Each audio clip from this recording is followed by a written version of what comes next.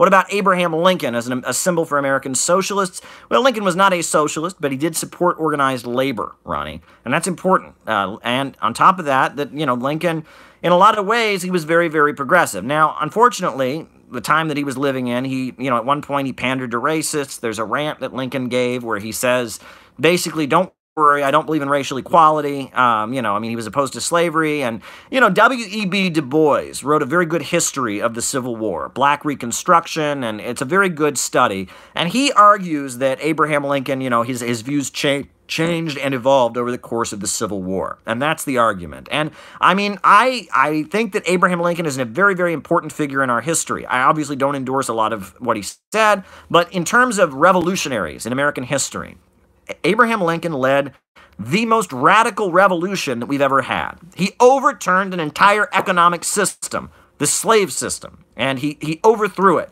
And he built a broad coalition that included Marxists like August Willich and Joseph Wedemeyer, and a whole communist fighting force called the Ohio 9th Regiment. Google them. The Ohio 9th Regiment during the Civil War, they waved the red flag. There was a communist fighting force. He organized, the first woman to ever lead women soldiers into battle, the first woman, Harriet Tubman, and she led armed guerrilla warfare along the Combahee River in South Carolina.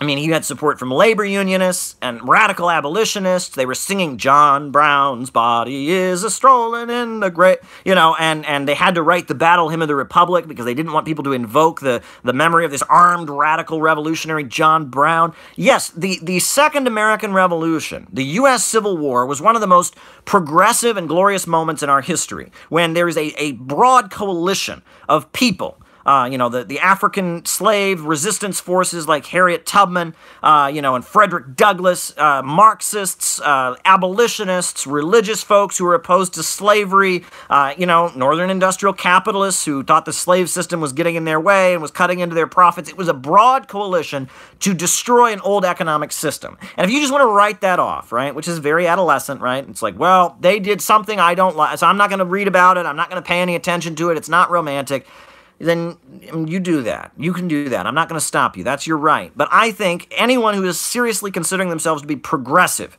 in the United States of America should be very interested in the Civil War and what Lincoln represented, which was the advance of history, right?